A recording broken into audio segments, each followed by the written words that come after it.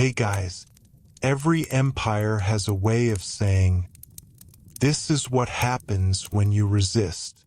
Rome's message wasn't always delivered on a battlefield. Sometimes it arrived in chains, in silence, and in the gaze of a crowded street. And when the defeated happened to be a queen, Rome's punishment could be as political as it was personal, designed to break a people's pride as thoroughly as it broke their power. If you enjoy calm, long-form history that tries to be more careful than sensational, consider subscribing. It helps more listeners find these slower deep dives, and it means you won't miss the next story when it lands. To understand how Rome really punished captured queens, we have to start by setting aside the popular image of Romans as simply brutal conquerors. Rome could be harsh, yes, but it was also meticulous. Roman punishment, especially for high-status captives, was a kind of statecraft. It was meant to produce specific outcomes: deter future rebellions, reassure allies, legitimize the victor's authority, and turn a dangerous rival into a controlled symbol. In a world where rule was personal and dynastic, a queen was not merely a person. She could be the living embodiment of a kingdom's legitimacy. Capturing her, displaying her, sparing her, or killing her were choices that rippled far beyond any single life. Rome did not always choose the same ending, but the logic behind its choices was remarkably consistent. For Romans, the ideal war ended not only with territory gained, but with moral theater performed. That theater reached its peak in the triumph, the ceremonial procession granted by the Senate to a victorious commander. It was part parade, part religious offering, part political advertisement. A triumph showed the city what had been won. Foreign gold, exotic animals, carved reliefs of conquered towns, and, most charged of all, living captives. When Rome marched a captured queen through its streets, it was not only celebrating a victory, it was performing a transfer of fate. The crowd was meant to see, in one moving tableau, that Rome's gods, Rome's arms, and Rome's leadership had prevailed over another people's destiny. The humiliation of royalty in public space mattered because monarchies depended on distance and reverence. Queens were often staged as semi-sacred figures at home, wrapped in ritual, guarded by etiquette, approached through layers of protocol. Rome stripped that staging away. In Rome, the captive queen became visible, exposed to noise and judgment, reduced from sovereign to specimen. It wasn't simply cruelty for entertainment. It was a calculated inversion. The conquered were forced to see their former center made peripheral. The Romans were invited to believe that foreign grandeur was, ultimately, flimsy next to Roman order. But Roman punishment was not always execution. In fact, the most Roman outcome for a royal woman could be something quieter and, in a way, more chilling, controlled survival. A queen who lived under Roman supervision could be more useful than a martyr. A dead rebel might become a legend. A living captive could become an exhibit of Rome's mercy, or a bargaining chip in diplomacy, or even a living warning to any would-be successor. Rome's rulers understood, especially as the Republic gave way to empire, that domination was as much about narratives as it was about legions. One of the clearest examples comes from the 3rd century, when Rome faced a crisis so deep that emperors rose and fell in quick succession, borders buckled, and breakaway states appeared in the provinces. In the east, the city of Palmyra, wealthy, strategically placed, and long integrated into Roman networks, produced a queen whose name would echo for centuries: Zenobia. Palmyra had prospered by linking Roman and Persian worlds, and Zenobia's regime emerged in a moment when Rome looked weak. She expanded control across parts of Syria and Egypt, and for a time, her state functioned like an alternative Roman order in the East, complete with its own claims to legitimacy. For Rome, that was intolerable, not because Palmyra was simply foreign, but because it was too Roman-like, a rival wearing the outward language of empire. When Emperor Aurelian moved against Zenobia, he was not merely fighting a rebel city. He was reasserting the idea that there could be only one center. Zenobia was captured after her power collapsed, and then came the most symbolically charged decision: what to do with a queen who had dared to govern as if Rome were optional. Some ancient sources describe Zenobia being displayed in Aurelian's triumph, ornamented in a way that emphasized both her former wealth and her present subordination. Whether every detail of those descriptions is precise, the core pattern fits Roman practice. The triumph turned the captured ruler into proof that the emperor had restored the world's proper hierarchy. And yet Zenobia's story also points to Rome's other instinct: keep the symbol but neutralize it. Rather than immediate execution, later traditions suggest she lived under supervision, absorbed into a controlled form of Roman life. From a political perspective, that makes sense. An executed queen can become a cause. A living queen, relocated and contained, can become a demonstration that Rome is strong enough to spare. Mercy in Roman hands was rarely softness.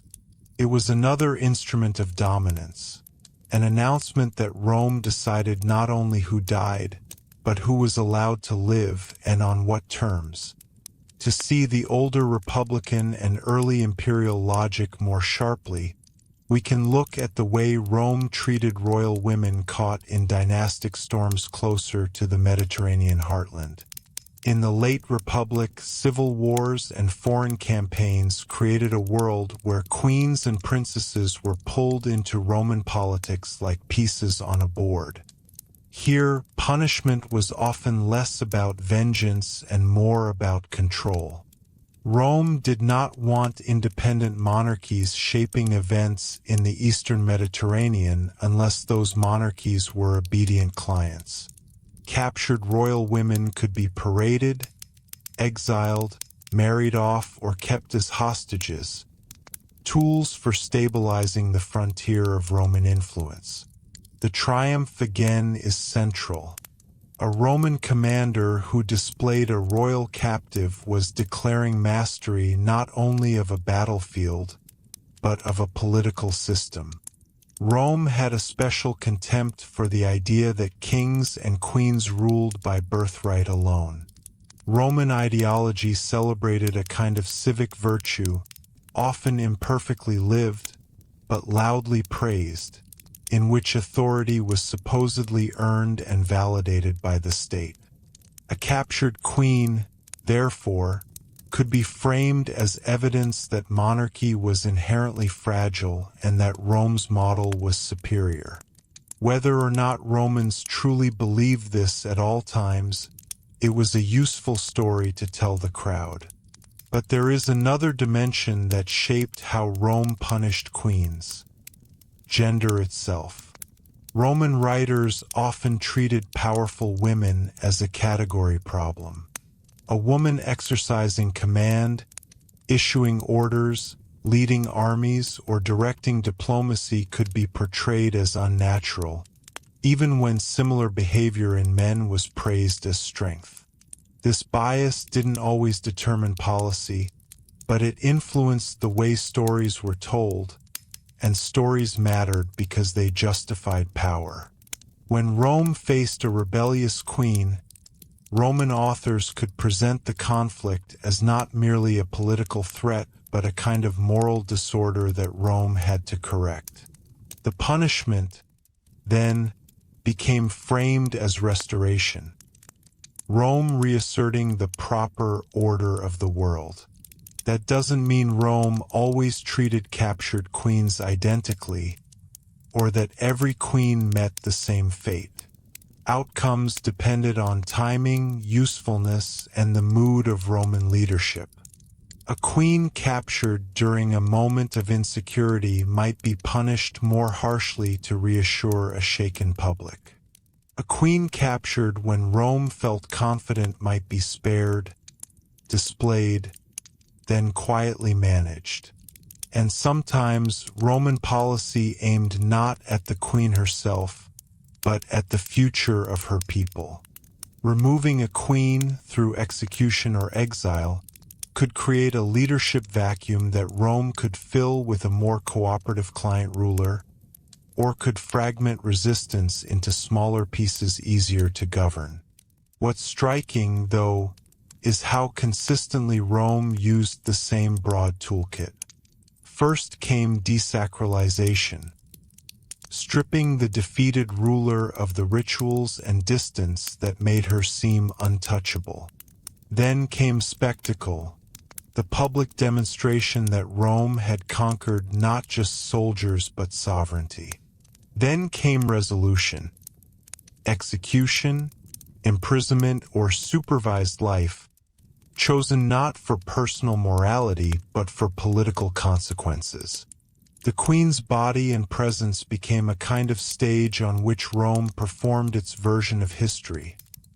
Rome as inevitable, Rome as judge, Rome as the final audience for everyone else's ambition. And this is where the phrase, "how Rome really punished captured queens," becomes more than a search for shocking details. The reality is often quieter than legend, but more revealing.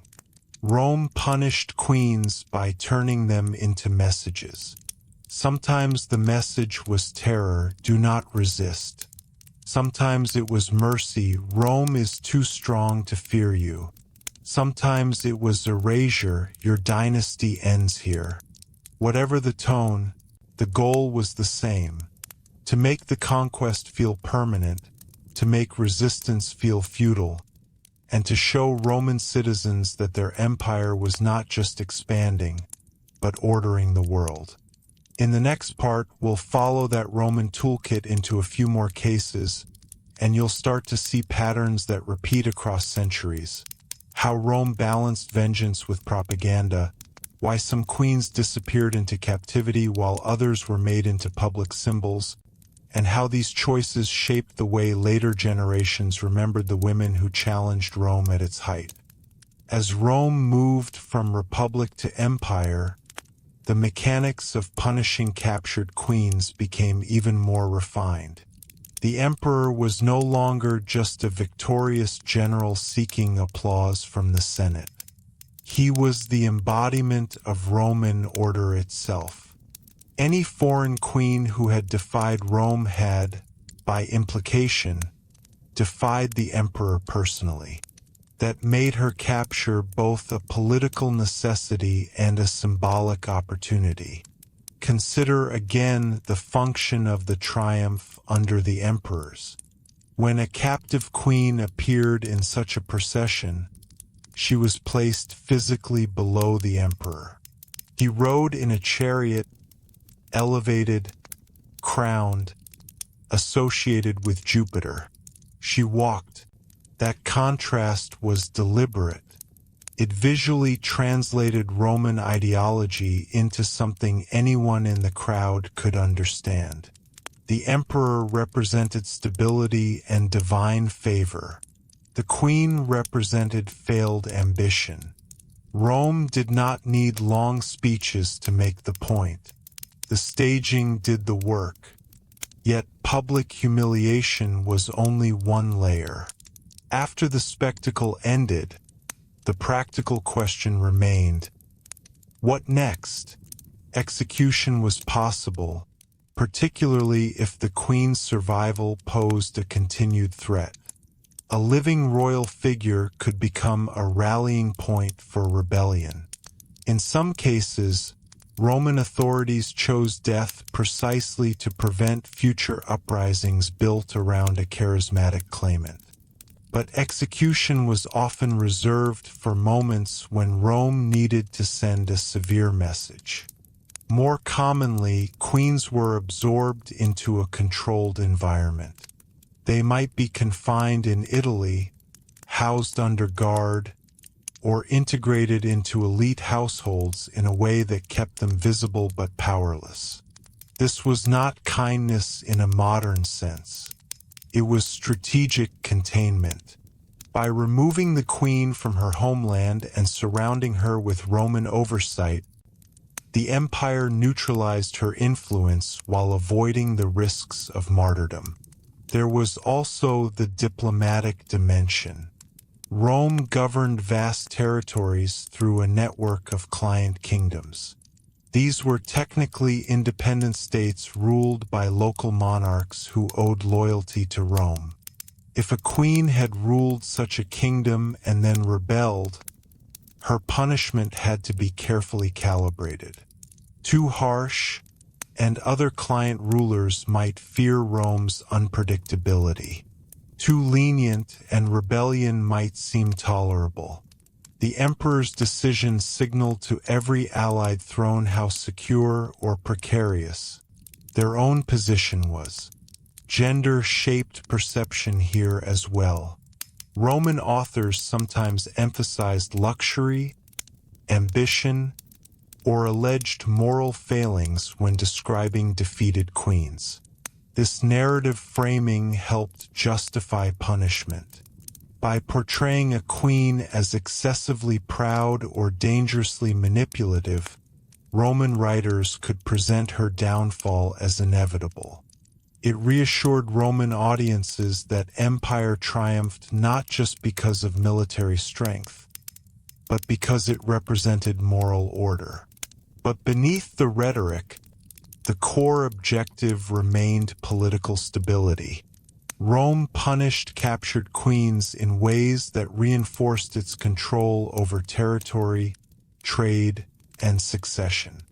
A removed queen meant a disrupted dynasty. A disrupted dynasty meant an opportunity for Rome to reorganize power structures in its favor. The punishment, therefore, was rarely an emotional reaction. It was a calculated step in imperial management. In some cases, the queen's children were also taken into Roman custody. This extended the logic of containment into the next generation. Raised in Rome or under Roman supervision, these heirs could be reshaped into compliant client rulers. The mother's defeat thus became the beginning of a new, Rome-aligned political order. The message was subtle but powerful. Rome did not just conquer lands, it reshaped bloodlines. All of this reveals something important about Roman power. The empire did not rely solely on destruction. It relied on transformation. A captured queen might lose her throne, her public authority, and her political autonomy, but she rarely disappeared without serving a final purpose in Rome's broader design. Whether a spectacle, hostage, exile, or controlled noblewoman, she became part of the machinery of empire. And in that machinery, punishment was never random. It was narrative. It was theater. It was policy. Rome understood that empires survive not only by defeating enemies, but by carefully deciding what to do with them once they are defeated.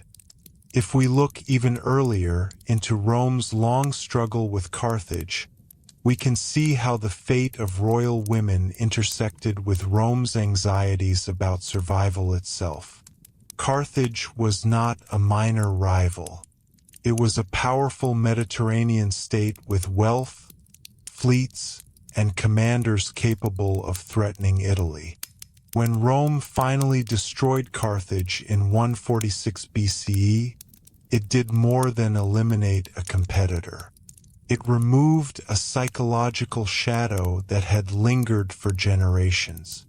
In the aftermath of Carthage's fall, surviving members of its elite families, including royal women connected to its ruling circles, were not treated as potential partners in diplomacy. They were absorbed as captives. The destruction of the city signaled that Rome was no longer negotiating with a peer power. In this context, punishment took on an absolute quality. The goal was not to stabilize a client kingdom, but to ensure that Carthage would never reemerge. Royal lineage itself became suspect. Removing or dispersing those bloodlines helped prevent future claims to leadership that could unite resistance. But even here, Rome's actions were calculated rather than chaotic. Elite captives were often distributed carefully. Some were sold into slavery, others retained as high-status prisoners. Their fate depended on perceived risk and potential usefulness. Rome understood that even in defeat, noble ancestry carried symbolic weight. Eliminating that symbolism entirely could require quiet management rather than dramatic execution. A different pattern appears when we consider queens who were entangled not in open war against Rome, but in civil conflict within Rome's sphere of influence. In such cases, Rome's intervention could result in a queen being removed not because she had invaded Roman territory, but because her political alliances threatened Roman interests. Here, punishment blurred with arbitration. Rome presented itself as the ultimate judge between rival claimants. This judicial posture allowed Rome to frame its actions as restoring order rather than imposing domination. A queen who backed the wrong faction might find herself dethroned and transported to Rome, not as a battlefield captive, but as a political liability. Her presence in Rome symbolized that sovereignty ultimately flowed from Roman approval. Even monarchs who remained on their thrones did so with the clear understanding that Rome could revoke that status. We should also recognize how Roman law intersected with these practices. Although foreign queens were not Roman citizens, once in Roman custody they fell under Roman jurisdiction. This created a strange legal space. They were neither independent rulers nor ordinary prisoners. Their treatment was determined by senatorial decree or imperial command, not by consistent legal categories. In effect, their fate rested on political calculation rather than judicial process. Over time, as the empire stabilized in the 1st and 2nd centuries CE, the spectacle of parading captured monarchs became less common. Rome's frontiers solidified, and diplomacy often replaced outright conquest. Yet the underlying principle remained unchanged. Any queen who directly challenged Roman authority risked becoming a symbol of failure, and Rome was careful about how such symbols were displayed. The broader lesson is that Rome punished captured queens in ways that reinforced hierarchy. Whether through public humiliation, strategic execution, or controlled survival, each outcome reaffirmed that Rome stood at the top of the political order. The queen's former sovereignty was not simply ended. It was repurposed to elevate Rome's authority. In this sense, the punishment extended beyond the individual.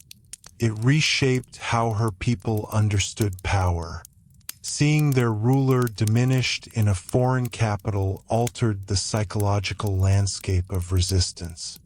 Rome was not only defeating armies, it was redefining legitimacy itself. Another important case that reveals how Rome handled captured queens is found in Britain during the 1st century CE.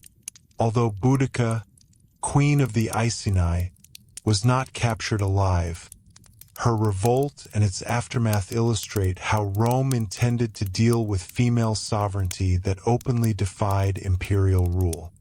Boudica led a large uprising against Roman authority around 60 to 61 CE, during a period when Roman administration in Britain was still consolidating. Her revolt destroyed several Roman settlements and briefly destabilized the province. For Rome, this was not just a regional disturbance. It was a challenge to imperial credibility. Roman writers later described Boudica in dramatic terms: tall, fierce, commanding loyalty. These descriptions were not neutral. They framed her as both extraordinary and transgressive, emphasizing that she had stepped beyond what Romans considered acceptable female authority. When Roman forces ultimately crushed the rebellion, the response was severe. Large numbers of rebels were killed, communities were reorganized, and Roman control was tightened. Even though Boudica herself likely took her own life to avoid capture, the Roman intention was clear. Had she been captured, she would almost certainly have been paraded in a triumph or executed to demonstrate that rebellion, especially under a charismatic monarch, would not be tolerated. The British example shows how Rome's punishment of queens functioned as preventive policy. The empire understood that a powerful female leader could galvanize resistance precisely because she embodied both political and cultural identity. To leave such a figure alive and free would risk continued unrest. Therefore, Roman strategy aimed either to eliminate the symbol or to neutralize it completely. Cleopatra VII of Egypt offers perhaps the most famous example of how Rome intended to punish a queen who stood against it. After aligning herself with Mark Antony during Rome's civil wars, Cleopatra became inseparable from the political struggle between Antony and Octavian. When Octavian defeated Antony at the Battle of Actium in 31 BCE, the fate of Egypt and its queen hung in the balance.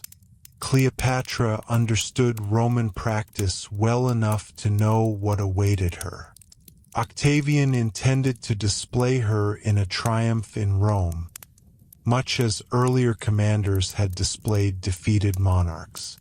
For Cleopatra, this prospect represented more than humiliation. It symbolized the end of Egypt's independence and her personal transformation from ruler to trophy. According to Roman accounts, she chose suicide rather than endure that spectacle. Her decision denied Octavian the living symbol he desired, but it did not prevent Rome from reshaping the narrative. Octavian annexed Egypt as a Roman province and used the victory to legitimize his own rise as Augustus, Rome's first emperor. Cleopatra's case highlights a central truth. For Rome, the public display of a captured queen was a way to convert military success into political authority at home. The triumph was not merely about celebrating conquest abroad. It was about consolidating power in Rome itself. By presenting a foreign queen in chains, the victor demonstrated that he had subdued not just a territory, but a rival vision of power. Across these examples, Zenobia, Boudica, Cleopatra, the pattern becomes consistent. Rome's punishment of captured queens was never solely about personal vengeance. It was about narrative control. A queen represented continuity, legitimacy, and cultural identity. By humiliating, executing, or containing her, Rome symbolically transferred those qualities to itself. In every instance, the outcome reinforced a single message: sovereignty ultimately belonged to Rome. Whether through triumphal spectacle, strategic mercy, or irreversible annexation, the empire ensured that the story ended with Roman authority unchallenged. What becomes clear, when we step back from the individual stories, is that Rome's treatment of captured queens reveals how the empire understood power at its deepest level. Rome did not simply conquer territory, it conquered legitimacy. A queen was dangerous not only because she could command armies, but because she embodied continuity, ancestry, divine favor, dynastic stability. To defeat her militarily was only half the task. The other half was to dismantle what she symbolized. This is why the Roman triumph was so carefully choreographed. The queen's presence in chains was not an afterthought. It was central to the performance. The Roman crowd needed to see that foreign royalty could be reduced to submission. The visual contrast between imperial Rome and defeated monarchy reinforced a hierarchy that placed the Roman state, and later the emperor, at the pinnacle of global order. In a largely illiterate society, imagery carried enormous political weight. A single procession could communicate what speeches and decrees could not. Yet Rome also understood the limits of humiliation. A dead queen could become a legend. A publicly tortured queen could provoke sympathy, even among Romans. The empire's leadership, therefore, often chose a middle path: visible defeat followed by controlled disappearance. After the spectacle ended, the queen might be relocated to a villa in Italy, confined under supervision, or quietly integrated into aristocratic society. Stripped of her court, her language, and her political base, she ceased to be a rallying point. Over time, memory softened into anecdote. This strategy reflects Rome's broader imperial philosophy. The empire preferred absorption to annihilation whenever possible. Conquered elites were often incorporated into Roman systems, granted citizenship, titles, or roles within administration. In the case of queens, however, absorption required a careful erasure of sovereign identity. A male ruler might be transformed into a client king. A queen who had ruled independently posed a more delicate problem. Allowing her to continue ruling, even under Roman oversight, risked preserving a competing center of loyalty. Thus, removal was usually permanent. There is also the question of Roman domestic politics. Victorious generals and emperors needed visible successes to secure support at home. Displaying a captured queen elevated their prestige dramatically. It signaled that they had subdued not merely rebellious provinces but entire civilizations. In the competitive environment of Roman leadership, especially during the late Republic and 3rd century crises, such symbolic victories could determine survival. The punishment of a queen therefore strengthened the conqueror's position within Rome itself. Importantly, Roman sources often shaped how these events were remembered. Historians writing under imperial patronage framed captured queens in ways that justified Roman action. They emphasized arrogance, decadence, or recklessness. These portrayals reassured Roman audiences that conquest had been necessary and deserved. Modern historians must read such accounts carefully, aware that they reflect Roman political priorities as much as objective reality. When we gather the threads together, the pattern is unmistakable. Rome punished captured queens through spectacle, through calculated mercy or severity, and through long-term containment. The punishment was never random cruelty. It was policy embedded in ritual.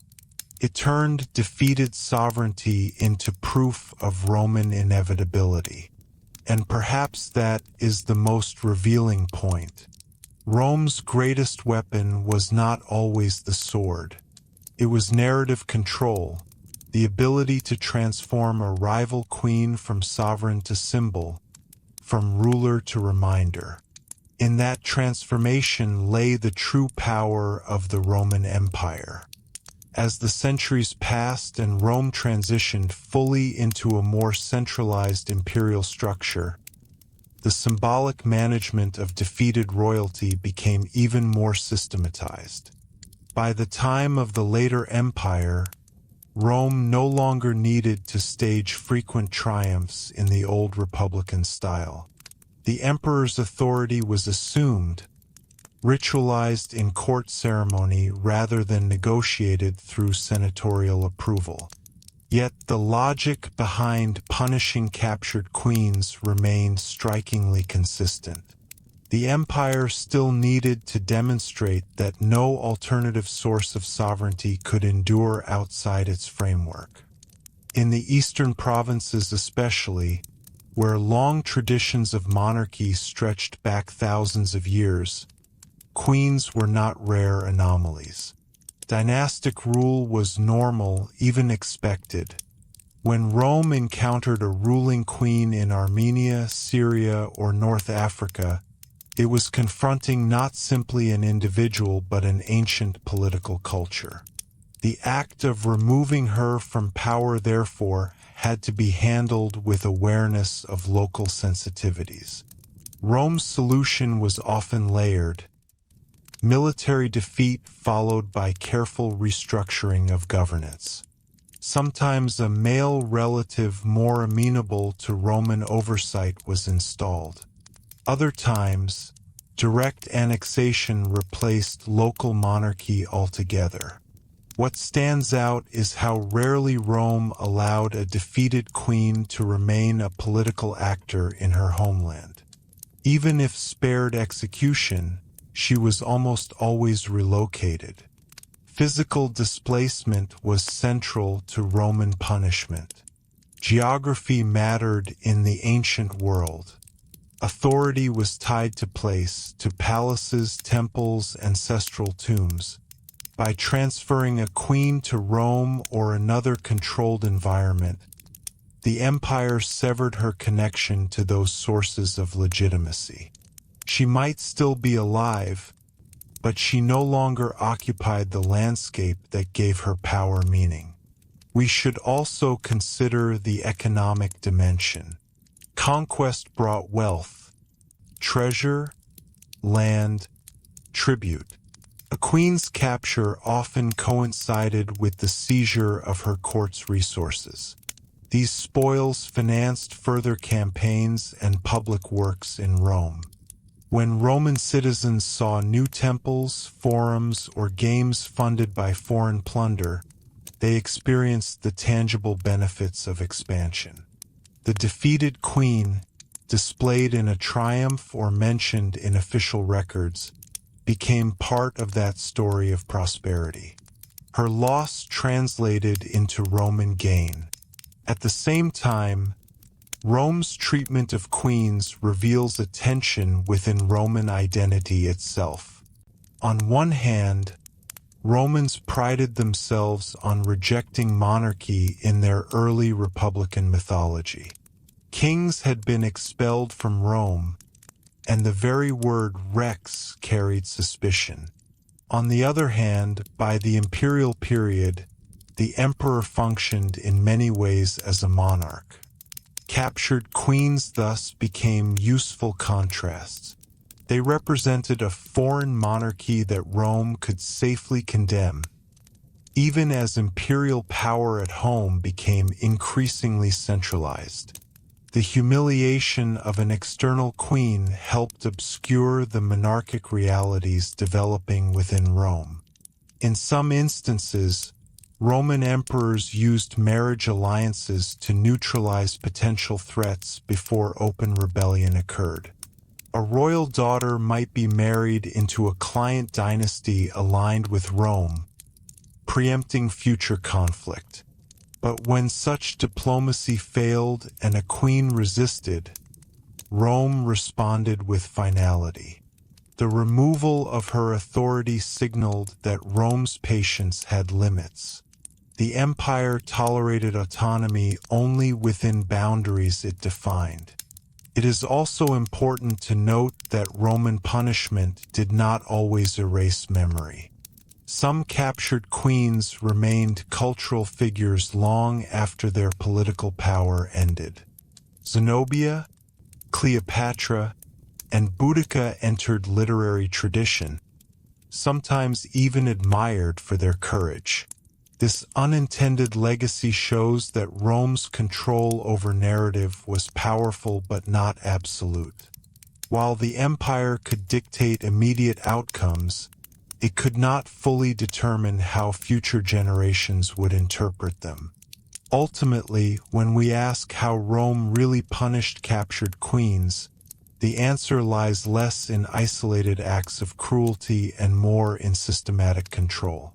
Rome dismantled rival sovereignty through ritual humiliation, strategic mercy, forced relocation, economic seizure, and narrative framing. Each element worked together to transform a once independent ruler into evidence of Roman supremacy. In that transformation, we glimpse the deeper mechanics of empire.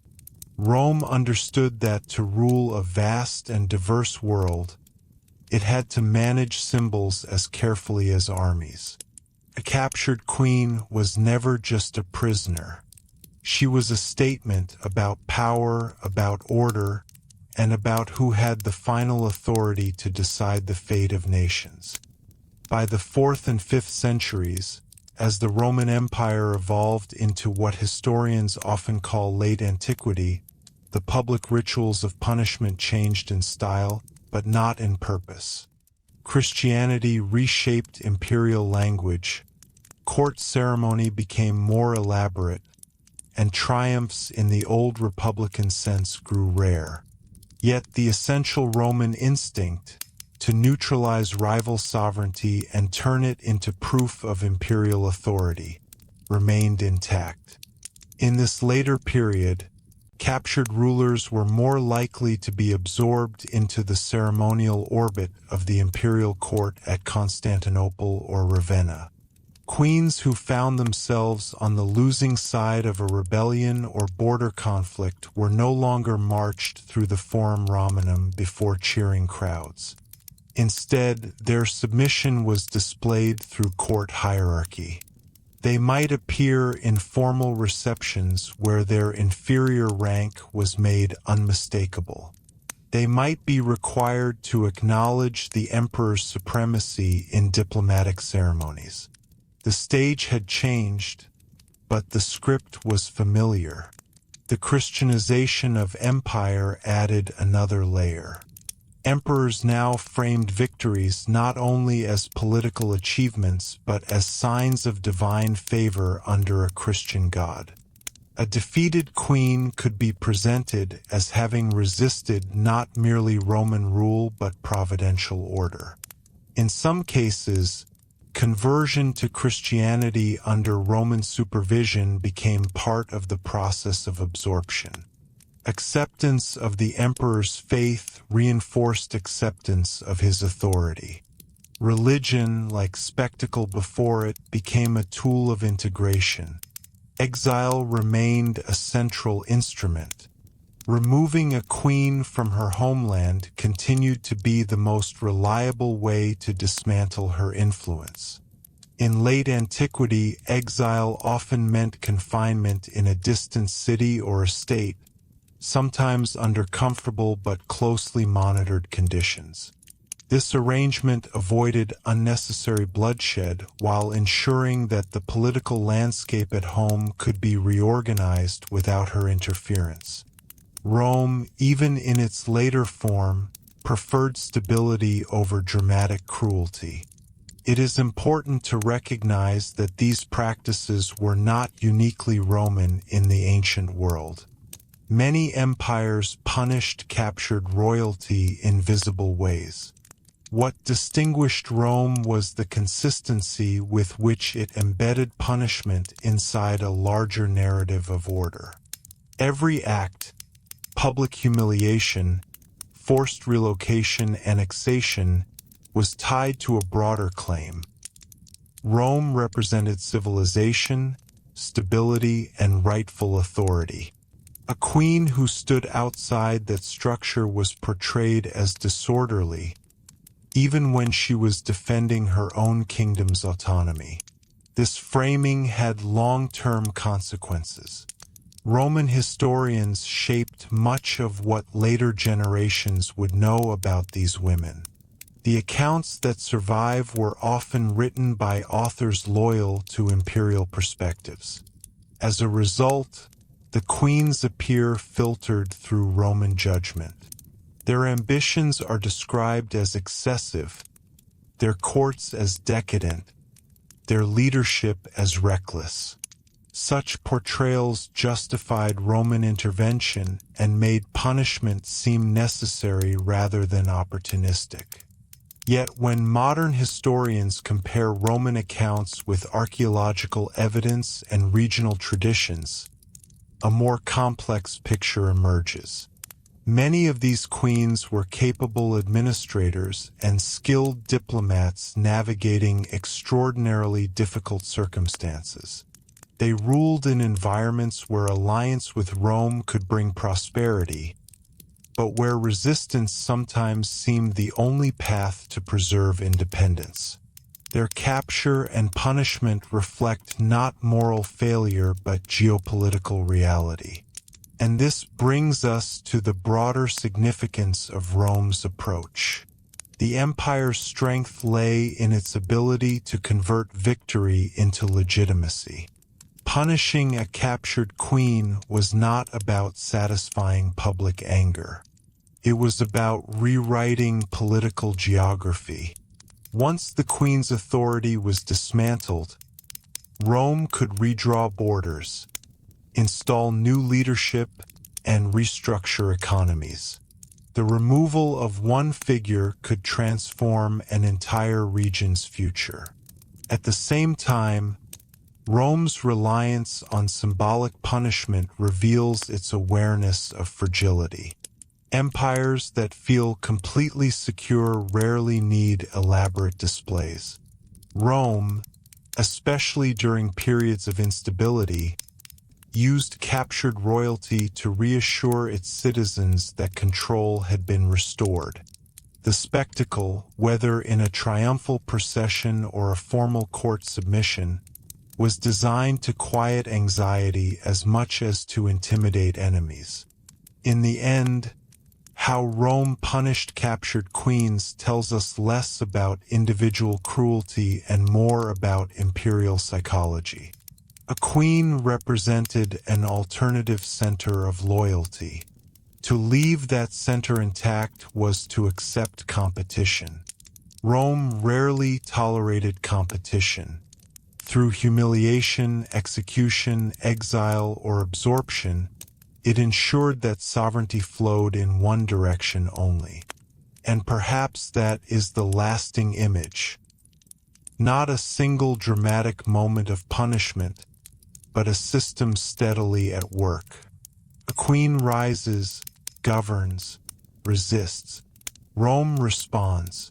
The battlefield decides the immediate outcome. But it is in the aftermath, in the procession, the decree, the relocation, that the true consolidation of power occurs. Rome did not simply defeat queens. It transformed them into chapters in its own story, reinforcing again and again the idea that all roads and all authority ultimately led back to Rome. As we draw the lens back even further, looking across the full span of Roman history, a final pattern becomes visible. Rome's treatment of captured queens was not an isolated curiosity of imperial cruelty. It was a reflection of how Rome believed the world should be ordered. To the Roman mind, there was a hierarchy of power that radiated outward from the city itself, later from the emperor. Kingdoms could exist, but only within Rome's gravitational field. A queen who stepped outside that field, who asserted independent authority in defiance of Roman interests, was not simply rebelling. She was disrupting what Romans considered the natural structure of international life. This worldview helps explain the careful balance between spectacle and restraint. Rome rarely acted out of uncontrolled rage when punishing high-status captives. On the contrary, the empire was often coldly disciplined. The humiliation of a queen in a triumph was not chaotic cruelty. It was ritualized inversion. She, who once received ambassadors and commanded armies, now walked as proof that Rome's order prevailed. The crowd did not merely witness defeat. They witnessed hierarchy restored. After the spectacle came something even more telling: administrative follow-through. Provinces were reorganized. Tax systems were recalibrated. Garrisons were installed or reinforced. Client rulers were selected or replaced. The queen's removal was only the visible surface of a much deeper transformation. Rome's real punishment was structural. It dismantled the political ecosystem that had allowed rival sovereignty to exist. In this sense, the queen's fate symbolized a broader shift from autonomy to incorporation. There is also an important psychological dimension. In many ancient societies, monarchy carried sacred or semi-sacred overtones. Royal bloodlines were often linked to divine favor, ancestral myth, or cosmic order. By capturing and displaying a queen, Rome implicitly denied those claims. If her gods had truly guaranteed her rule, how had she fallen? If her lineage were inviolable, how could she stand in chains? The Roman message was subtle but powerful. Whatever sacred aura surrounded foreign royalty dissolved in the face of Roman arms. Yet Rome did not usually attempt to erase these women from memory altogether. In fact, their stories were often preserved precisely because they dramatized Rome's supremacy. Cleopatra became a symbol of exotic opposition overcome by Roman discipline. Zenobia became a figure of ambitious defiance ultimately contained. Even Boudica, remembered through Roman authors, stands as both adversary and testament to Rome's endurance. Their names survived because they served a narrative function. They magnified the glory of the empire that subdued them. At the same time, Rome's approach reveals a paradox. The empire portrayed foreign queens as unstable or excessive, yet it treated them with a level of seriousness that acknowledged their power. Rome did not ignore them. It mobilized legions against them. It staged ceremonies around their defeat. In doing so, Rome admitted, perhaps unintentionally, that female sovereignty, when backed by military and political skill, could genuinely threaten imperial control. The elaborate nature of their punishment reflects the magnitude of that threat. Another layer worth considering is the internal Roman audience. News of distant wars traveled slowly. Most citizens would never see the provinces firsthand. The triumph, the public decree, the official histories, these were how Romans understood their empire. A captured queen placed within that narrative reassured ordinary people that the vast territories under Roman control were secure. She became a tangible representation of distant victory. In a society where political legitimacy was closely tied to success in war, this reassurance mattered. Over time, as the Western Empire fragmented and the Eastern Empire transformed into Byzantium, the mechanisms changed in appearance but not in principle. Rival rulers were still absorbed, neutralized, or displayed within hierarchical ceremony. The Roman instinct to convert defeated sovereignty into evidence of imperial centrality outlived the classical era itself. So when we ask how Rome really punished captured queens, the answer lies beyond the immediate image of chains or execution. Rome punished them by redefining them. It stripped away their independent legitimacy and rewrote their place in the world's hierarchy. Through spectacle, exile, administrative overhaul, and historical narrative, the empire ensured that a queen's fall became Rome's affirmation. And perhaps that is the most enduring insight. Empires are sustained not only by force, but by stories about force. Stories that explain who is meant to rule and why. Rome mastered that art. A captured queen was never just a defeated opponent.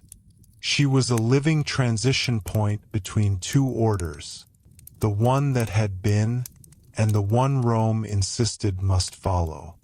In the quiet after the procession, after the decree, after the relocation to some distant villa or guarded residence, the larger transformation settled into place. Her kingdom adjusted to new administrators. Trade routes redirected toward Roman centers. Local elites recalibrated loyalties.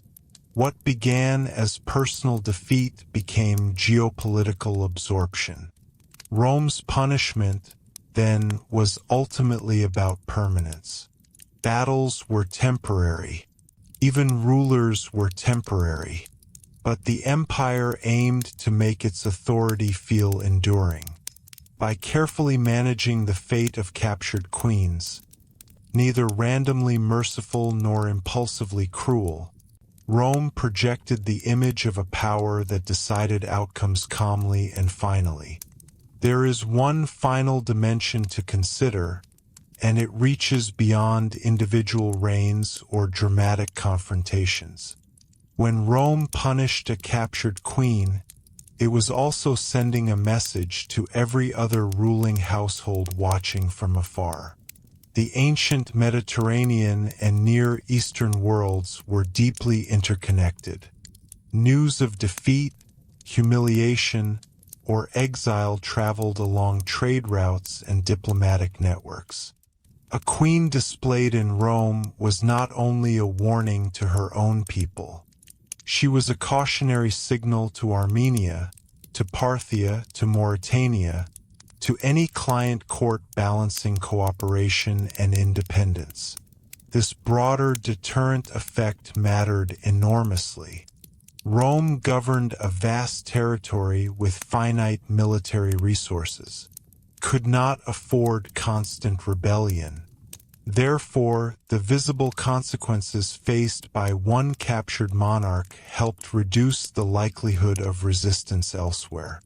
The punishment functioned as preventative strategy. It reminded rulers that Rome had both the capacity and the will to dismantle dynasties that crossed its boundaries. At the same time, Rome's approach reveals something more subtle about imperial endurance. Empires fall when they appear arbitrary. If punishment seems unpredictable or irrational, allies begin to fear rather than trust the dominant power. Rome generally avoided this trap with high-status captives. Even when harsh, its actions followed recognizable patterns: defeat, display, decision, absorption. Foreign courts could anticipate the logic. They understood the risks of rebellion and the potential outcomes. This predictability, paradoxically, strengthened Rome's authority. There is also the cultural contrast to consider. In some neighboring empires, defeated rulers were executed immediately or erased from the record. Rome, by comparison, often preserved the memory of its adversaries. Their images appeared on triumphal monuments. Their names entered Roman histories. This preservation was not generosity. It was appropriation. By incorporating these queens into Roman narrative, the empire effectively claimed ownership over their stories. They became part of Rome's achievement. This act of narrative absorption had long-term consequences for historical memory. Much of what we know about figures like Cleopatra or Zenobia comes through Roman or Roman-influenced sources. Their legacies were filtered through the lens of imperial victory. As a result, modern audiences often encounter them first as Rome's opponents rather than as sovereign leaders in their own right. Rome's punishment extended into historiography itself. And yet, despite Rome's careful management, the endurance of these queens in cultural memory hints at something Rome could not entirely control. Their resistance, even in defeat, fascinated later generations.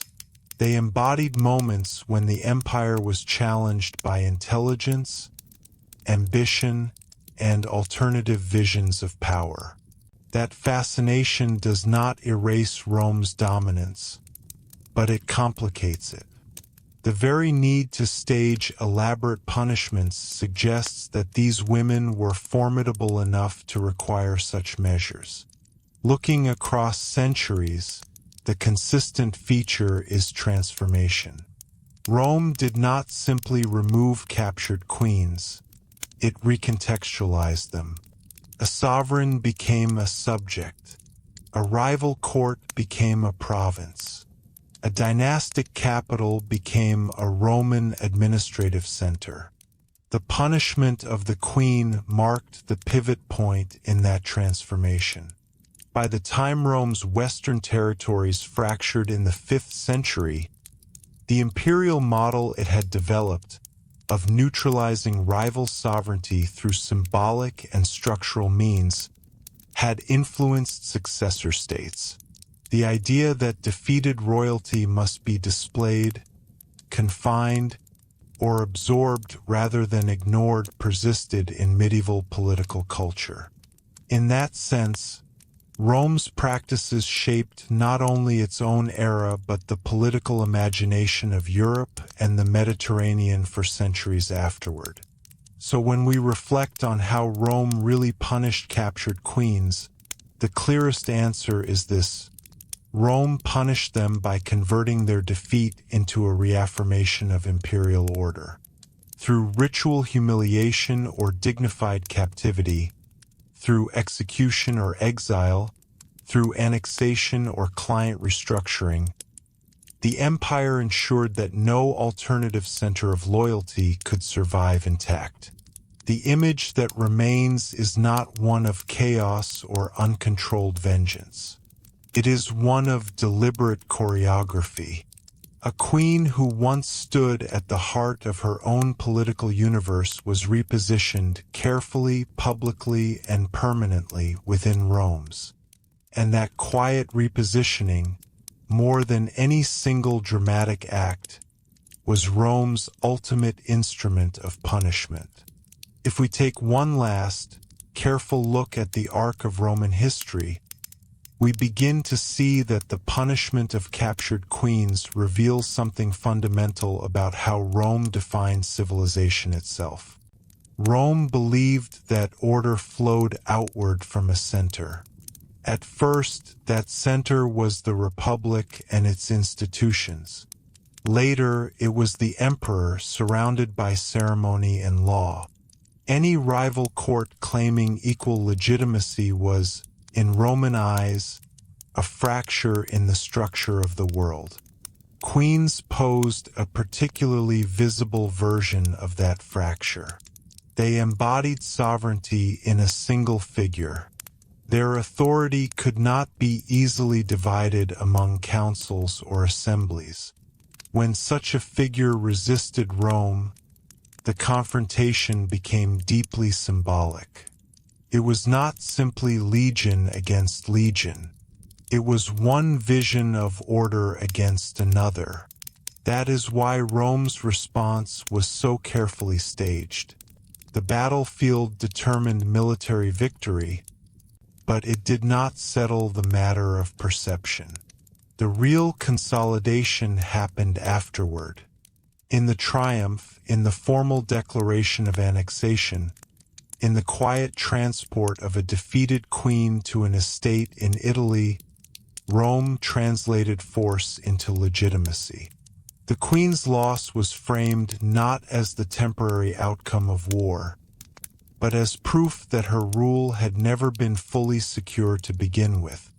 In many cases, Rome deliberately preserved the outward dignity of captured queens while stripping away their political substance. They might retain fine clothing, attendance, even comfortable living arrangements.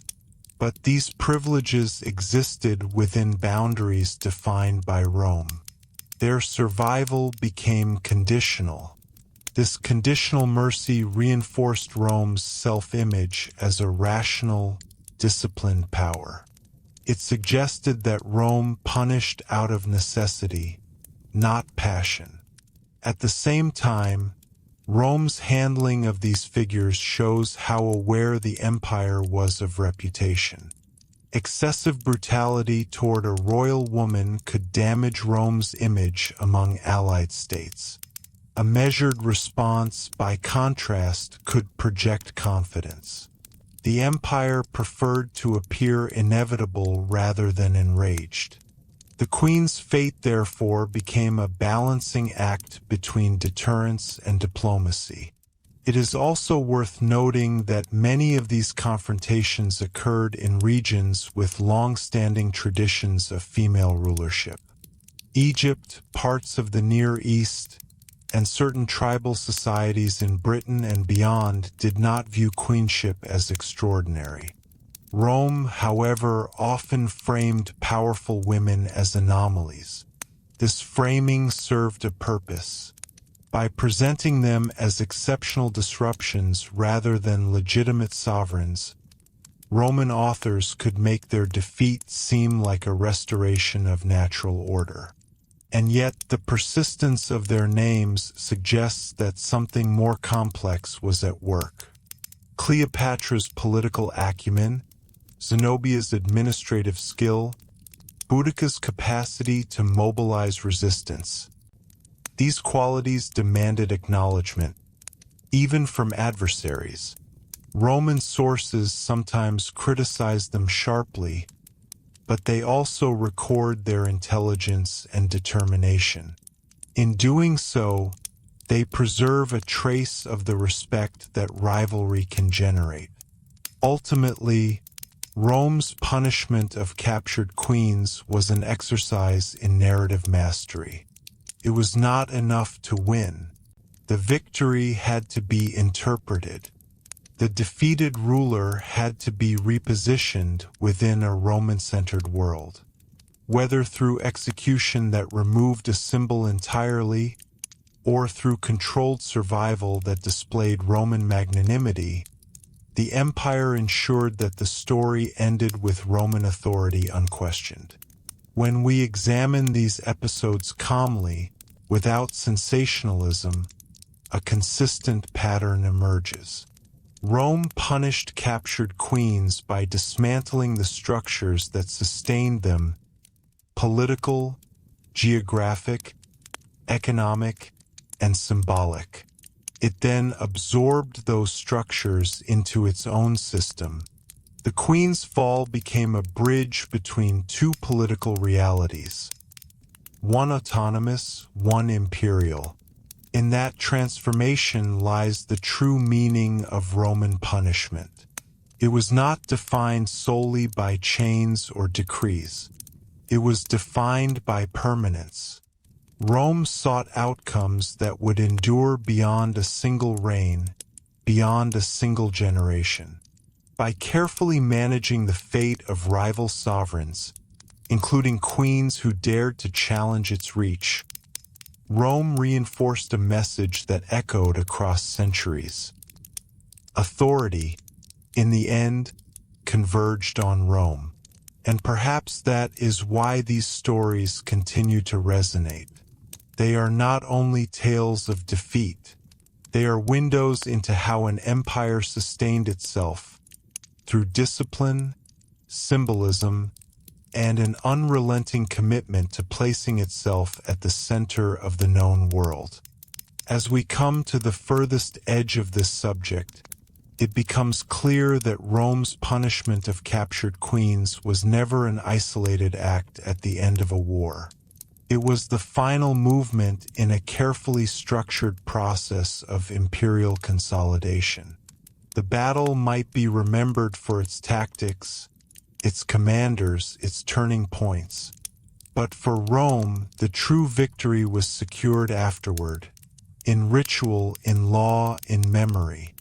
A queen, more than most defeated leaders, embodied continuity. She was tied to lineage, ceremony, and often to sacred traditions older than Rome itself. When Rome defeated such a figure, it was confronting not merely a political rival but a competing story about who had the right to rule. Punishment, therefore, had to resolve that story decisively. The Roman solution was methodical. First came separation from power. Whether through capture or forced surrender, the queen was physically removed from the network of loyalty that sustained her authority. Without access to generals, priests, or court officials, sovereignty dissolved quickly. Authority in the ancient world depended on proximity. Rome understood that distance could be as effective as death. Second came reinterpretation. Through public display, official decrees, and later historical writing, Rome framed the queen's defeat as inevitable. She was portrayed as overly ambitious, misguided, or reckless. These descriptions were not incidental. They transformed resistance into moral failure. Rome's triumph became not just a military success, but a correction of imbalance. Third came incorporation. The territory once ruled by the queen was reorganized to fit Roman administrative patterns. Roads connected it to imperial centers. Taxes flowed toward Rome. Local elites were offered positions within the imperial system. Over time, the memory of independent rule faded into provincial identity. The queen's name survived, but her political framework did not. What makes this process striking is its consistency across centuries.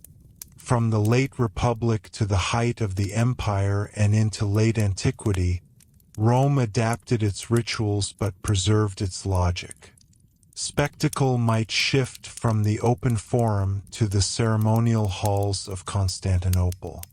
Religious language might change from appeals to Jupiter to declarations of Christian providence. Yet the message remained: no sovereignty stood parallel to Rome's. There is also a deeper irony here. Rome famously rejected kingship in its early identity. The expulsion of its own kings was foundational to republican mythology. And yet, over time, Rome became the very thing it once claimed to oppose: an empire ruled by a single figure whose authority often resembled monarchy. The humiliation of foreign queens helped sustain the illusion that Roman power was different, more legitimate, more disciplined. By diminishing external royalty, Rome reinforced its own version of centralized rule. At the same time, Rome's measured handling of captured queens reveals an empire conscious of reputation. Excessive cruelty could generate sympathy for the defeated. Too much leniency could signal weakness. The chosen path had to project inevitability. That careful calibration is one reason many queens were exiled rather than executed, supervised rather than publicly tormented. Rome preferred to appear composed. And yet, despite Rome's control, the personal stories endure. Cleopatra's calculated diplomacy, Zenobia's expansion of Palmyrene influence, Boudicca's uprising against occupation. These episodes remind us that Roman dominance was not uncontested. The elaborate punishments they faced suggest how seriously Rome regarded their challenges. One does not stage a grand procession for an insignificant adversary. In the end, how Rome really punished captured queens can be summarized in a single principle: transformation through subordination. Rome took figures who once symbolized independent worlds and repositioned them within its own hierarchy. Whether alive in guarded estates or remembered in triumphal carvings, they became evidence of Rome's supremacy. Their crowns were removed, but their visibility remained, now serving a different master. Their defeat marked not just the fall of a ruler, but the absorption of a political universe into Rome's expanding order.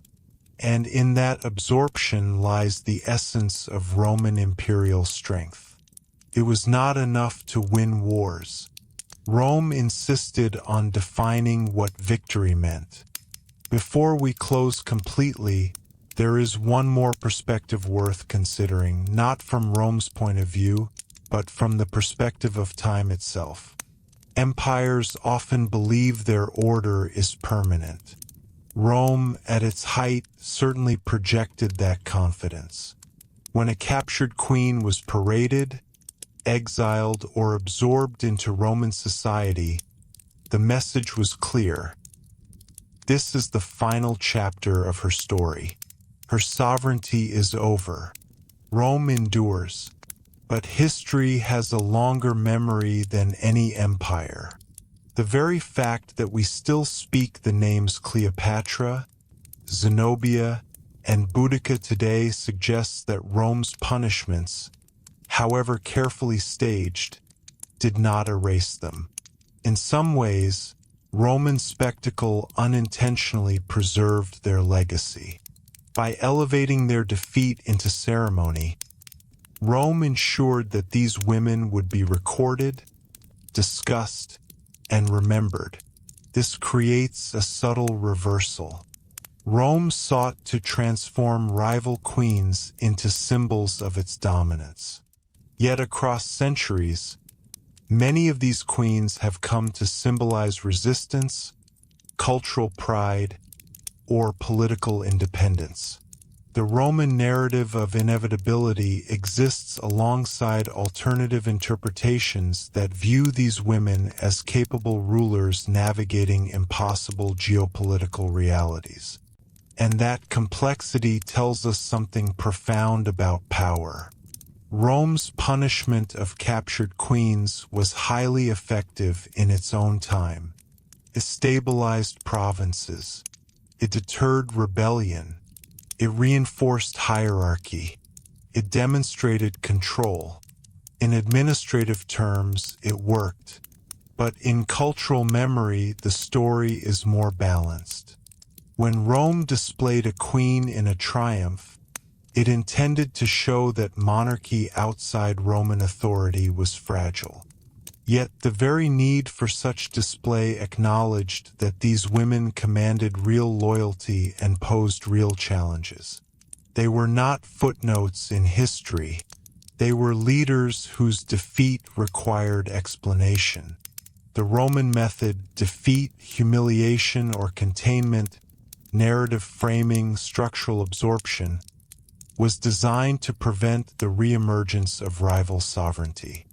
And for centuries it succeeded. Provinces became Roman. Client kingdoms faded into administrative districts. Roads, laws, and trade networks bound former rivals into imperial unity. But Rome itself was not eternal. As Western Roman authority weakened in the 5th century, successor kingdoms rose across former imperial territories. Ironically, many of these new rulers adopted elements of Roman ceremony, including the careful management of captured elites. The Roman template for handling defeated royalty influenced the medieval world that followed. In that sense, Rome's approach to punishing queens did not disappear with the empire. It became part of the political inheritance of Europe and the Mediterranean. Yet the ultimate lesson may be quieter. Rome punished captured queens not because it feared women, nor because it sought spectacle for its own sake, but because it understood that sovereignty is symbolic. A ruler embodies the identity of a people. To defeat that ruler publicly is to reshape that identity. The empire's true weapon was not cruelty. It was redefinition. A queen could lose her throne, her court, her territory. But once Rome controlled how her story was told, whether as arrogance defeated, ambition checked, or rebellion corrected, the empire controlled the meaning of her reign. And meaning in politics is power. So when we ask how Rome really punished captured queens, the answer is layered. It punished them through ritual humiliation when necessary, through execution when calculated, through exile and controlled survival when strategic, through annexation and administrative restructuring, and through history itself, shaping the narrative that future generations would inherit. But the final image is not one of noise or chaos. It is deliberate, composed, almost procedural. A queen stands at the center of her kingdom. She resists Rome. Rome responds. The battlefield decides the immediate outcome. And afterward, in the calm precision of imperial policy, her sovereignty is absorbed. The crown is removed. The territory is reorganized. The story is rewritten. And Rome moves forward, strengthened not only by victory, but by its ability to define what that victory means. Thank you for spending time in this long-form exploration. If you enjoy thoughtful, steady history like this, staying subscribed helps you find the next deep dive when it arrives.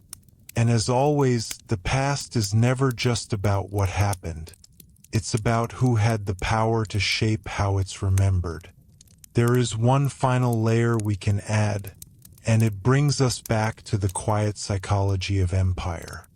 When Rome punished a captured queen, it was not acting in isolation from its own insecurities. However powerful Rome appeared, it was always aware of how quickly fortune could turn.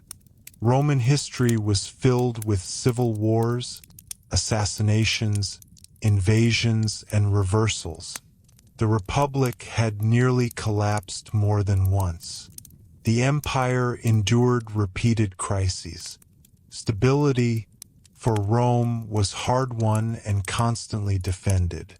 In that context, the treatment of defeated royalty becomes easier to understand. A queen who had rallied armies, secured alliances, or held territory outside Roman control represented not just external defiance but the possibility of fragmentation. Rome feared fragmentation deeply. Its political imagination revolved around unity, a single authority, a single legal framework, a single center. When a captured queen was paraded or exiled, Rome was reassuring itself as much as it was intimidating others. The message to Roman citizens was subtle but powerful. The world remains ordered. Challengers can be contained. The empire still functions. The ceremony of punishment restored psychological balance. We should also recognize how public these acts were meant to be. Ancient politics depended heavily on visibility. Authority was not abstract. It was embodied. When Roman crowds witnessed a defeated queen walking behind a triumphal chariot, they were not merely observing a foreign captive. They were participating in the reinforcement of imperial hierarchy. Even those who never attended such ceremonies would hear descriptions. Coins might be minted celebrating victory. Monuments would record the conquest. Official histories would narrate the event. In each medium, the queen's defeat served as a reference point for Rome's dominance. But Rome rarely indulged in uncontrolled spectacle. The humiliation had limits. Once the point was made, the empire moved toward resolution, execution if deemed necessary, or supervised survival if politically wiser. And that resolution was often quiet. It might involve relocation to a provincial estate. It might involve confinement within a noble household. It might involve integration into Roman elite society under strict oversight. The queen ceased to function as a political nucleus.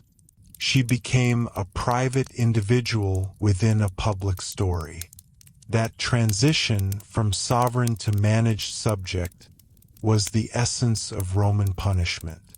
It is important to emphasize that Rome's approach was strategic rather than emotional. Ancient warfare could be brutal, but high-status captives were rarely handled impulsively. Decisions were weighed against broader imperial needs. Would execution deter rebellion or provoke it? Would mercy project strength or weakness? Would annexation stabilize the region or create administrative strain? These were not moral questions in a modern sense. They were calculations about control. And this reveals perhaps the most enduring truth about Rome's treatment of captured queens. The empire understood that symbols matter as much as swords. A queen symbolized autonomy. Her defeat symbolized absorption. Her humiliation symbolized hierarchy restored. Her survival under Roman oversight symbolized magnanimity within dominance. Each outcome was chosen for its message. Yet history, as always, complicates the picture. Because while Rome aimed to reduce these queens to cautionary examples, many of them retained a degree of dignity in historical memory. Cleopatra's intelligence, Zenobia's administrative competence, Boudicca's determination, these qualities remain visible through the Roman lens that tried to define them. Rome shaped their endings, but it did not completely control their legacy. And perhaps that is where the subject settles most thoughtfully. Rome punished captured queens through ceremony, exile, execution, absorption, and narrative framing. It did so to reinforce order, deter rivals, and consolidate authority. It did so with calculated precision rather than theatrical chaos. But the very care with which Rome handled these women tells us something profound. They mattered. Their sovereignty mattered enough to require dismantling. Their influence mattered enough to require public demonstration. Their stories mattered enough to be recorded. In the end, the punishment of captured queens was less about cruelty and more about control. Control of territory, control of loyalty, control of meaning. Rome did not simply conquer lands. It reorganized political reality. It repositioned rival rulers within its own hierarchy. It absorbed alternative centers of power into a single imperial narrative. And in that steady, methodical process repeated across centuries, we see the deeper mechanism of Roman strength. Not just the legions on the frontier, not just the emperors in marble halls, but the quiet, deliberate transformation of defeat into permanence. That is how Rome really punished captured queens. And that is how Rome sustained an empire that reshaped the ancient world. If we allow ourselves one final, steady reflection, the story of how Rome punished captured queens ultimately becomes a story about power at its most refined. Rome did not rule for centuries because it was the most violent state in the ancient world. Many societies were capable of brutality. Rome endured because it developed a system for converting victory into legitimacy, and legitimacy into stability. The handling of defeated queens was one of the clearest expressions of that system. A queen, by definition, was not an ordinary captive. She represented continuity. She embodied the past of her people and, potentially, their future. If left untouched, she could serve as a focal point for renewed resistance. If killed rashly, she could become a martyr. If treated unpredictably, she could create diplomatic uncertainty among neighboring rulers. Rome understood this complexity, so the empire responded with layered precision. First, it severed the queen from her base of power. Capture was not simply physical restraint. It was the removal of proximity to loyal generals, priests, advisors, and subjects. Authority dissolved once its supporting structure was dismantled. Second, Rome translated that defeat into a visible narrative. Whether through triumphal procession, official proclamation, coinage, or monument, the queen's fall became a public confirmation of Roman supremacy. This was not vanity. It was governance. Political order depended on shared belief, and shared belief depended on shared symbols. Third, Rome stabilized the territory she once ruled. Administration replaced court ritual. Roman law replaced dynastic decree. Roads, taxation systems, and military garrisons reshaped the region into a functioning component of imperial structure. The queen's removal was only the beginning of a much broader transformation. And yet, Rome rarely sought chaos in the aftermath. The empire prized predictability. Its power rested on the idea that Rome was constant, disciplined, rational, inevitable. That image required measured responses. Punishment, even when severe, had to appear controlled. In this sense, exile was often more effective than execution. A living queen under Roman supervision demonstrated that Rome was confident enough to spare her. She no longer ruled, but she existed as quiet proof of Rome's dominance.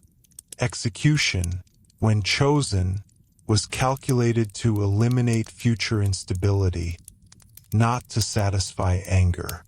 This restraint is important. Rome's punishment of queens was not driven by spectacle alone. It was shaped by strategic thinking about long-term governance.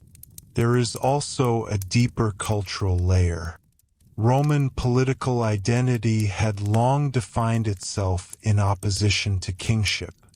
The early republic celebrated the overthrow of monarchy. Yet by the imperial period, Rome itself functioned as a centralized monarchy in practice. The humiliation of foreign queens allowed Rome to preserve the fiction that its authority was somehow different, more lawful, more legitimate, more civilized. In diminishing external monarchy, Rome elevated its own imperial model. And yet, for all its care, Rome could not fully dictate how future generations would interpret these events. Cleopatra has been remembered not merely as a defeated opponent, but as a strategist navigating the collapse of Hellenistic independence. Zenobia is recalled as a capable administrator who briefly held together an eastern realm during Roman crisis. Boudica remains a symbol of resistance in British historical imagination. Rome shaped their outcomes, controlled their immediate narrative, but it did not erase their complexity. This tension reveals something timeless about power. Authority can determine events, can control territory, can define official history, but it cannot entirely suppress alternative interpretations that emerge across centuries. And perhaps that is the quiet conclusion to this subject. Rome punished captured queens by absorbing their sovereignty into its own. It dismantled their political networks. It redefined their identities. It incorporated their territories. It broadcast their defeat as confirmation of imperial order. But in doing so, Rome also preserved them unintentionally within the grand arc of its own history. Their names endure precisely because they stood at the edge of Roman expansion. Their stories survive because they marked moments when empire met determined opposition. So when we ask how Rome really punished captured queens, the answer is not found in a single dramatic scene. It is found in a system that combined force with symbolism, administration with ritual, deterrence with narrative control, severity with calculation. The battlefield decided who would stand and who would fall. But the aftermath, the procession, the decree, the exile, the restructuring decided how that fall would be understood. Rome mastered that aftermath. And in mastering it, the empire ensured that every defeated queen became part of a larger story. A story in which Roman authority appeared not temporary, not fragile, but enduring. That is the true shape of the punishment. Not chaos, not spectacle alone, but transformation, deliberate, structured, and designed to last. And if we sit with this subject just a little longer, one final pattern comes into focus: the difference between defeat and disappearance. Rome did not simply want its rivals defeated. It wanted them repositioned. Disappearance can create uncertainty. Rumors fill gaps. Legends grow in silence. But repositioning is controlled. It places the defeated figure somewhere visible within a Roman-defined hierarchy. This is why the captured queen so often appears in Roman accounts not as an erased figure, but as a diminished one. She is seen walking in a procession. She is mentioned in a decree. She is recorded as living out her remaining years under supervision. Rome kept her in view, but in a new role. That visibility mattered. In the ancient world, power was deeply personal. Loyalty flowed toward faces, names, bloodlines. By placing a defeated queen physically beneath Roman authority, the empire demonstrated that personal sovereignty had limits. No lineage, however ancient, stood outside Rome's reach. But Rome was careful about tone. The punishment had to feel conclusive without appearing chaotic. An empire that looks unstable invites challenge. An empire that looks composed discourages it. So Rome favored choreography over frenzy. The triumph was choreographed. The exile was organized. The annexation was formalized. The narrative was curated. And this choreography was repeated across generations. Whether dealing with Hellenistic monarchies in the East, tribal confederations in Britain, or wealthy trading centers like Palmyra, Rome applied variations of the same principle. Defeat must be translated into order. Even when queens chose death rather than humiliation, as Cleopatra famously did, Rome still shaped the outcome. Her suicide denied Octavian a living captive, but it did not prevent him from absorbing Egypt, celebrating victory, and defining her legacy within Roman terms. Rome did not need her alive to complete the process. It needed control over the interpretation. That control extended into art and architecture. Reliefs carved into monuments depicted subdued foreign figures. Coins announced conquered territories. In these images, foreign royalty, sometimes identifiable, sometimes symbolic, appeared smaller, lowered, or bound. The visual language reinforced hierarchy without requiring explanation. To Roman citizens walking past such monuments, the message was constant and familiar. Rome prevails. Rivals submit. Yet there is something almost paradoxical in this.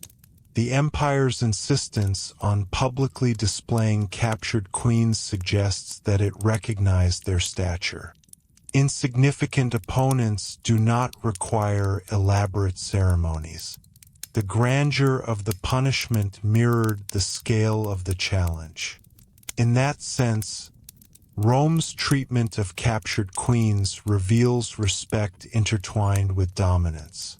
The empire acknowledged their importance by making their defeat meaningful. And then there is the matter of time. Rome's punishments were designed to stabilize the present. They were acts of immediate political necessity. But over centuries, the memory of these queens evolved. In some cultures, they became national symbols. In others, literary figures. In modern scholarship, They are examined as rulers navigating complex geopolitical landscapes rather than as caricatures of excess or defiance. Rome controlled their endings. It did not fully control their remembrance.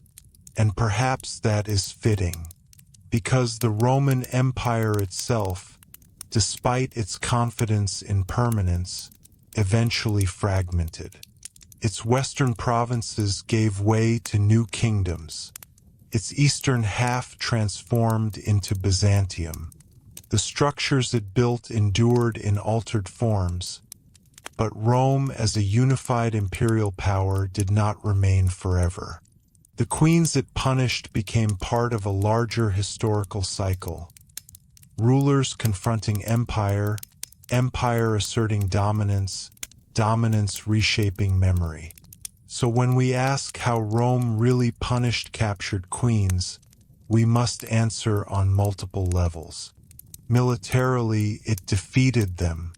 Politically, it dismantled their sovereignty. Symbolically, it displayed their subordination. Administratively, it absorbed their territories. Narratively, it framed their defeat as inevitable. But historically, it preserved them within its own grand story. And that preservation is why we can still examine their lives today. The Roman method was not reckless cruelty. It was structured transformation.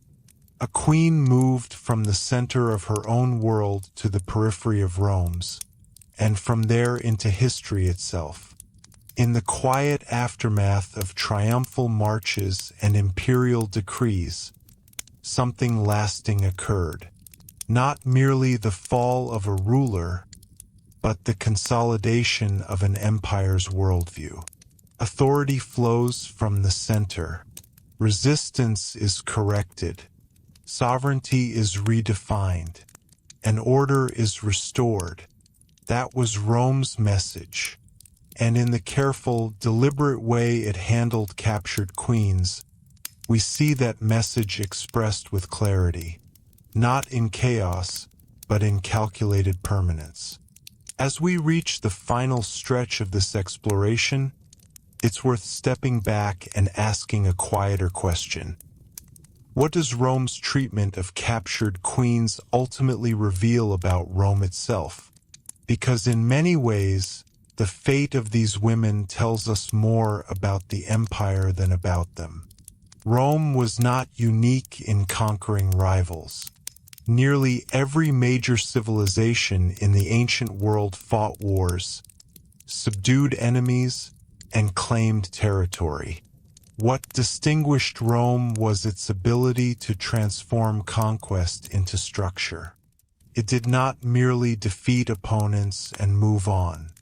It reorganized entire regions into extensions of its own political system. And when the opponent was a queen, a living embodiment of sovereignty, that transformation had to be especially deliberate. Rome understood something fundamental about authority. It is sustained by belief as much as by force. Armies can win battles, but legitimacy stabilizes rule. A queen who continued to command belief among her people, even after defeat, represented a lingering fracture in Roman order. So Rome did not leave belief unattended. It addressed it directly. The public display of a captured queen did not simply humiliate her. It redirected belief. It encouraged observers, both Roman and foreign, to reinterpret what had happened. The queen was no longer a sovereign favored by destiny. She was now proof that destiny favored Rome.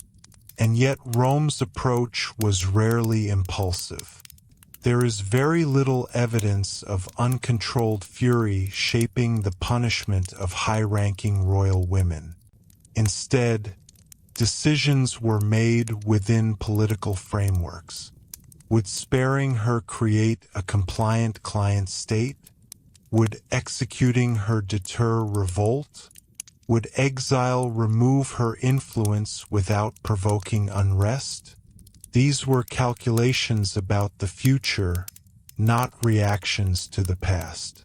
This strategic restraint is part of why Rome lasted so long. It treated punishment as governance. Even its harshest acts were integrated into long-term plans for provincial stability. But there is also a human dimension beneath the structure. Imagine the psychological weight carried by a queen brought to Rome, removed from language, homeland, ceremonial space, and courtly ritual. She stood within a city that viewed her primarily as a symbol. Her personal identity, her childhood, her education, her internal convictions became secondary to her political meaning. Rome reduced sovereign individuals into instruments of imperial messaging. And yet, paradoxically, the empire also preserved them in memory. Roman historians, even when critical, recorded their names and actions. The triumphal monuments, the literary accounts, the political commentaries, all kept these figures visible. Rome sought to control the interpretation, but it did not erase their existence. Over centuries, this preservation allowed later cultures to reinterpret them. Cleopatra could be seen not merely as a defeated adversary, but as a skilled diplomat navigating Roman civil war. Zenobia could be understood as a regional stabilizer during imperial crisis. Boudica could emerge as a symbol of local resistance to occupation. Rome defined their immediate legacy. History expanded it. And this duality is important, because Rome's punishment of captured queens was effective in its own era. It prevented renewed rebellions built around their authority. It integrated their territories. It reinforced imperial hierarchy. It reassured Roman citizens that the empire was intact. But Rome could not control how distant generations would assess the moral and political complexity of these events. What remains constant is the pattern. A queen asserts sovereignty. Rome intervenes. Defeat occurs. Public narrative follows. Territory is reorganized. Memory is shaped. The empire did not leave outcomes unfinished. And perhaps that is the final insight. Rome punished captured queens not out of spectacle alone, nor out of cruelty alone, nor even out of fear alone. It punished them because it believed that rival sovereignty had to be visibly resolved. Ambiguity invited instability. Finality created order. So Rome engineered finality. Through ceremony, through exile, through execution when deemed necessary, through administrative absorption, through narrative control. And in doing so, it demonstrated one of the central truths of empire. Power is not only about conquest. It is about defining what conquest means. The battlefield might decide who wins, but the aftermath decides how the world understands that victory. Rome mastered the aftermath, and in the steady, deliberate way it handled captured queens, we see an empire deeply aware that authority must be performed, reinforced, and remembered. Not loudly, not chaotically, but with the quiet confidence of a power that believed itself to be the center of the known world. That is how Rome really punished captured queens, not merely by taking their freedom, but by taking control of their place in history. If we allow ourselves one last measured reflection, we can see that Rome's treatment of captured queens ultimately sits at the intersection of force, image, and memory. It was never just about ending a reign. It was about closing a chapter in a way that strengthened the empire's own story. In the Roman worldview, sovereignty was hierarchical. There could be powerful allies, respected client rulers, even autonomous regions with long traditions, but none could stand as equal centers of gravity. A queen who ruled independently, commanded loyalty, minted coinage, negotiated treaties, and led armies represented precisely that, another center. When such a center resisted Rome, it had to be brought not only to defeat, but into alignment. Alignment did not always mean destruction. In fact, destruction was often inefficient. Dead rulers cannot legitimize new arrangements. Living ones, repositioned carefully, could serve as visible proof that Rome determined outcomes. The queen who once issued commands might now appear at the imperial court in a diminished role. Her presence would quietly affirm the new order. This is why Rome so often chose transformation over annihilation. Transformation was cleaner. Transformation was instructive. Transformation was permanent. And it sent a message beyond the immediate conflict. Other monarchs observing from afar would understand the pattern. Resistance might bring temporary glory, but defeat would bring absorption. Rome's punishments were consistent enough to be predictable, and predictability reinforced deterrence. There is also a deeper cultural paradox here. Roman society frequently expressed unease with concentrated personal rule. Its foundational myths celebrated the overthrow of kings. Yet by the imperial era, Rome was governed by an emperor whose authority was deeply personal. The spectacle of humiliating foreign queens allowed Rome to maintain a moral distinction in its own narrative. Foreign monarchy could be framed as unstable or excessive, while Roman imperial rule was presented as lawful, structured, and justified. Punishing captured queens thus reinforced internal ideology as much as external dominance. But if we slow the pace of history and consider the individuals involved, another layer appears. These women were not abstract symbols at the outset. They were educated, politically aware leaders operating within complex regional systems. They formed alliances, managed economies, balanced internal factions, and made calculated decisions, often in response to Roman expansion itself. Their resistance was rarely irrational. It was strategic. Rome's punishment, then, was not merely suppressing chaos. It was responding to alternative political visions in which Rome was not the inevitable center. And yet, Rome's success lay in its ability to define inevitability. The captured queen walking in a triumph, the exiled ruler living quietly in Italy, the annexed province reorganized under Roman law, all of these elements reinforced a single idea. The world had structure and Rome occupied its apex. The remarkable consistency of this approach across centuries tells us that it was not accidental. It was institutional. Roman elites understood the value of symbolism. They recognized that sovereignty is partly theater. Remove the stage and authority fades.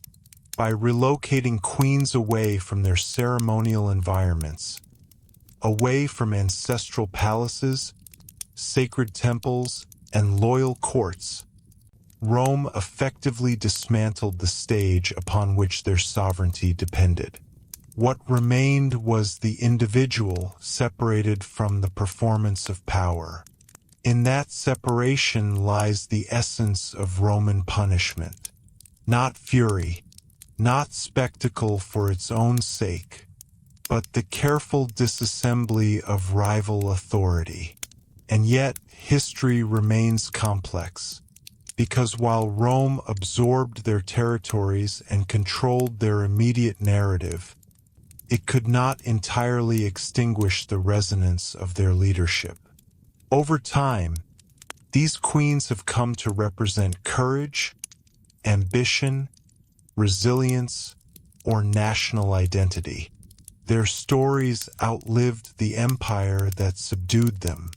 Rome determined the terms of their defeat, but it did not determine the final meaning of their lives. Perhaps that is the quiet irony at the heart of this topic. Rome punished captured queens by transforming them into symbols of its supremacy. Yet in doing so, it preserved them as enduring figures within the broader sweep of history. The empire sought permanence. The queens sought sovereignty. Both, in different ways, achieved a form of legacy. And so the story settles not on an image of cruelty, nor on spectacle alone, but on structure. Rome confronted rival queens. Rome defeated them. Rome repositioned them. Rome reshaped their worlds. Rome told the story of what happened. That steady process, disciplined, strategic, symbolic, is how Rome really punished captured queens. Not with chaos, but with control. And in that control, we see the deeper machinery of empire at work. Quiet, deliberate, and designed to last. As we bring this final reflection to a close, it's worth pausing on a simple but powerful idea. Rome feared fragmentation more than it feared any single enemy. Across its long history, Rome survived not because it never faced serious threats, but because it consistently found ways to prevent those threats from multiplying. A defeated army could regroup. A conquered city could rebuild. But a living symbol of independent sovereignty, especially a queen whose authority fused lineage, culture, and political legitimacy, could unify resistance long after the battlefield fell silent. That is why Rome treated captured queens with such deliberate care. It was never enough to defeat them militarily. Their defeat had to feel conclusive. Their authority had to appear permanently dissolved. Their people had to see clearly and unmistakably that the old order would not return. And yet Rome did not rely solely on fear to accomplish this. Fear fades. Instead, Rome relied on structure. When a queen was captured, the empire did three things simultaneously. It neutralized her personal influence, it reorganized her territory, and it reshaped the story. Neutralizing influence meant separation from homeland, from loyal advisors, from the sacred geography that anchored her rule. Even without chains, distance could sever sovereignty. Reorganizing territory meant roads, garrisons, tax systems, administrative divisions. The queen's courtly world gave way to bureaucratic integration. What had once revolved around her authority now revolved around Roman officials. Reshaping the story meant interpretation. Roman historians framed her resistance as ambition overreaching, as disorder corrected, as inevitability fulfilled. The language mattered. History became another instrument of control. But here is something quietly revealing. Rome rarely dismissed these queens as insignificant. On the contrary, the elaborate nature of their punishment suggests recognition of their stature.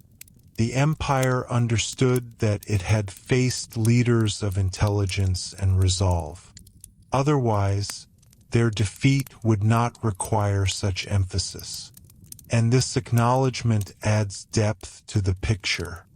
Rome punished captured queens not because they were weak, but because they were strong enough to challenge imperial expansion. Their sovereignty was credible. Their authority was real. That is precisely why it had to be dismantled so visibly. There is also a continuity in Roman thinking that stretches across generations. From the Republican era through the height of the empire and into late antiquity, the principle remained the same. Sovereignty outside Roman hierarchy could not remain intact. Even as Rome itself changed, politically, culturally, religiously, the handling of rival rulers retained this core logic. Whether invoking Jupiter or the Christian god, whether marching through the Forum or receiving submission in Constantinople, the empire insisted on visible acknowledgement of its primacy. And yet, history carries its own balance. The empire that punished these queens eventually fractured. Its western provinces evolved into new kingdoms. Its eastern half transformed and endured in altered form. Time reshaped Rome just as Rome reshaped others. But the stories of these queens remain intertwined with Roman history precisely because Rome made their defeat meaningful. It did not erase them. It incorporated them. And that incorporation is the final key. Rome punished captured queens by absorbing them into its own narrative of order. Their crowns were removed, but their memory was preserved, framed as chapters in Rome's expansion. They became cautionary examples. They became political symbols. They became historical reference points. And in that transformation lies the true nature of Roman punishment. It was not random cruelty. It was not theatrical excess. It was not simply vengeance. It was controlled redefinition. A queen began as the center of her own political universe. Rome defeated her. Rome repositioned her. Rome reorganized her world. Rome told the story of what it meant. That deliberate, layered process is what sustained Roman authority for centuries. So when we ask how Rome really punished captured queens, the answer is steady and clear. It dismantled their sovereignty. It displayed their subordination. It absorbed their territories. It managed their legacy. And through that management, it reinforced a single enduring claim. There is one center. There is one hierarchy. There is one authority. And for centuries, that authority was Rome.